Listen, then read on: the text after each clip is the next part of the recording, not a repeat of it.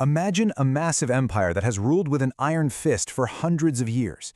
Now imagine it completely collapsing, honestly, faster than your Wi-Fi dropping out during a crucial download. Welcome to our Explainer today, where we are going to untangle the absolute chaos that was the year 1917. We're talking about a bizarre, historically wild roller coaster of a year. It's got the dramatic fall of a sprawling empire, a royal family that was so out of touch with reality it's almost comical, and a deeply mysterious, almost mythical figure pulling the strings behind the scenes. And on top of all that, not just one, but two entirely separate revolutions crammed into a single calendar year. So, if you think today's political news moves at a crazy speed, well, grab a snack and settle in because you really haven't seen what happened in Russia over a century ago. To really understand how an entire empire just evaporates overnight, we need to set the stage before the whole thing blew up. Picture this. On one side, you have the sprawling Russian Empire, stretching all the way from the Baltic Sea to the Pacific Ocean. We are talking about over 126 million people, making up nearly 200 different ethnic groups. And the vast majority of them, they are workers and peasants living in absolute crushing poverty, fighting a brutal daily struggle just to secure the most basic necessities of life. Then, on the exact opposite side of the spectrum, you have the ruling Romanov elite. They are living this gilded life of unimaginable luxury, completely bubbled off from the real world. It is quite literally the ultimate recipe for disaster. You simply cannot have millions of people starving in the streets, desperately looking for a crust of bread, while a tiny fraction plays dress-up in gold-crusted palaces and not expect a massive spark to eventually ignite the whole powder keg. All right, to wrap our heads around this massive historical mess, we're going to break this story down into 5 simple phases. First, the Russian Empire before the storm. Second, the February Revolution and the fall of the Tsar. Third, the rise of the Bolsheviks and the October Revolution. Fourth, the Civil War and the end of the Romanovs. And finally, the birth of the Soviet Union. Let's jump right in. Phase 1. The Russian Empire before the storm. So, things didn't just spontaneously combust in 1917. The foundation had been cracking for years, mostly thanks to a spectacularly terrible streak of decision-making by Tsar Nicholas II. Back in 1905, an earlier revolution actually forced him to create a parliament, called the Duma. But classic move, he quickly stripped away all its real power, so it was just a useless front. Then, the real disaster hits in 1914, World War I. For Russia, this war was an absolute economic and military nightmare. And what does the Tsar do to fix it? Instead of relying on, experienced generals, he decides to take direct command of the army himself, which meant every single humiliating defeat was suddenly his personal fault. Meanwhile, back in the capital, he leaves the country's administration to his wife, Empress Alexandra. And by some weird twist of fate, she falls completely under the spell of this highly controversial Siberian mystic, Grigory Rasputin.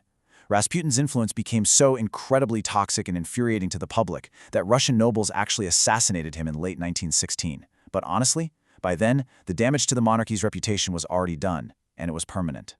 Phase 2. The February Revolution and the fall of the Tsar. It is one of the greatest ironies of history that a fiercely powerful empire, one that held absolute control for 3 centuries, started to crumble, simply because ordinary people couldn't find bread for breakfast. On February 23, 1917, thousands of women marched through the capital, Petrograd, protesting severe food shortages. It started as a spontaneous riot over bread. But literally the very next day, workers and students flooded the streets like a tidal wave, and the chants quickly shifted from "We want bread" to "Down with the Tsar." The government panicked and ordered the military to crush the protests immediately. But then, the unthinkable happened. Instead of firing on the crowds, the soldiers actually mutinied and joined them. Prisons were thrown open, police stations were smashed, and the government completely lost control of its own capital. Facing total collapse, Tsar Nicholas II had exactly one option left. On March 2nd, he officially abdicated the throne. 300 years. Just think about that for a second. 3 centuries of absolute, deeply entrenched Romanov rule, completely vanished in a mere 10 days. And what's wild is that it happened with surprisingly little bloodshed, at least compared to what was coming next. The streets were basically throwing a massive party. There was this sudden, incredible hope that Russia would finally become a fair, democratic nation. But, as history constantly reminds us, a power vacuum is an incredibly dangerous thing.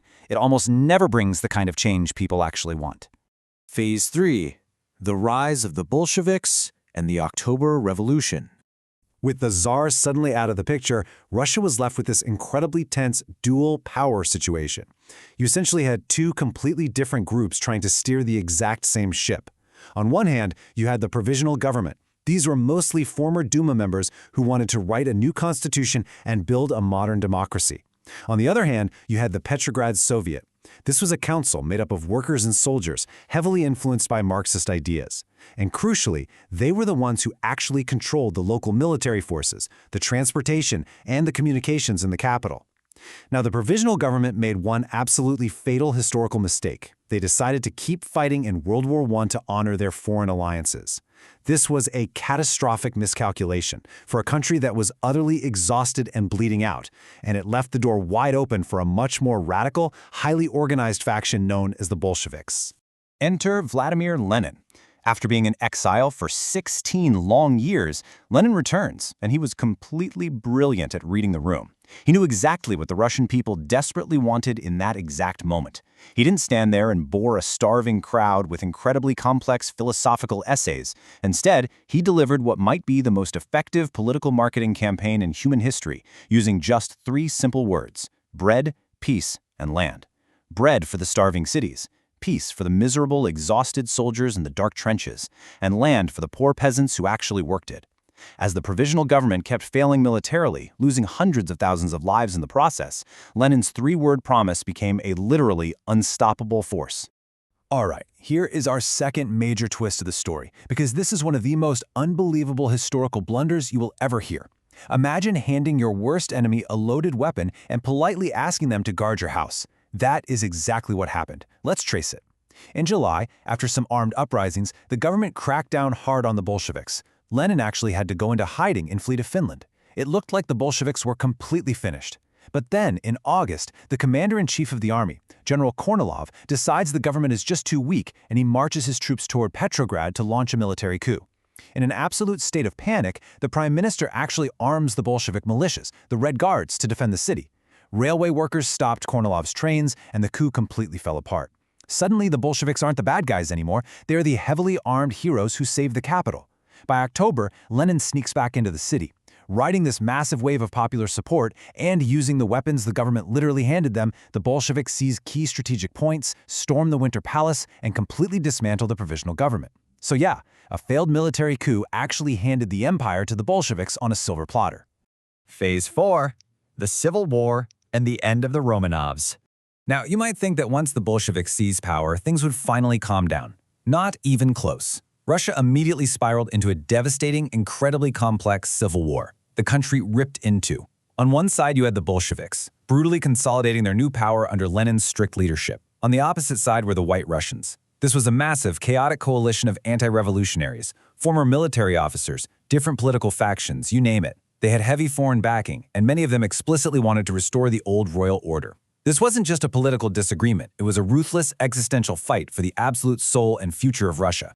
And the looming threat of the White Army potentially rescuing the old regime led to one of the most grim and permanent moments of this entire era. The deposed Tsar Nicholas and his family had been under house arrest for months. By the summer of 1918, they were moved to a house in Yekaterinburg. As the White forces closed in on the city, the Bolshevik guards made a terrifyingly calculated decision to ensure there would be no living royal symbol left to rally behind. In the middle of the night, the entire family, the Tsar, his wife, their 5 children, and 4 of their fiercely loyal servants, were woken up, taken down into a dark cellar, and executed. In that single brutal night, the Romanov dynasty was entirely, violently erased from existence. 2 million soldiers. That is the staggering, heartbreaking estimate of military lives lost on the battlefields during the Russian Civil War.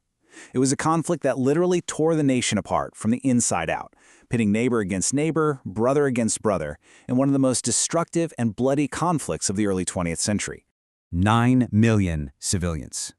While the military losses were massive, the sheer human catastrophe that hit everyday innocent people is almost impossible to fully comprehend.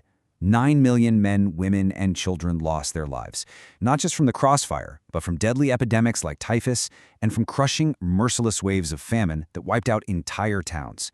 An entire nation was bleeding, sick, and starving. This was the true, horrific human cost paid amidst all this political chaos. Phase 5. The birth of the Soviet Union. By the time 1922 rolled around, the Bolsheviks had managed to emerge victorious from the absolute ashes of the Civil War.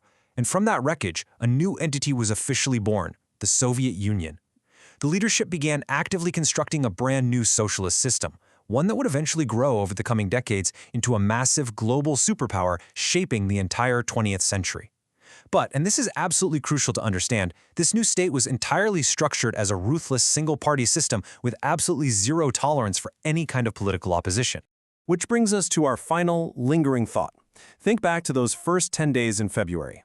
There was this incredibly brief, bloodless window where genuine hope existed for a free, democratic society where everyone had a voice.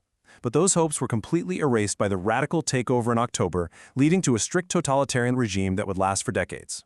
So here's the profound question I want to leave you with today.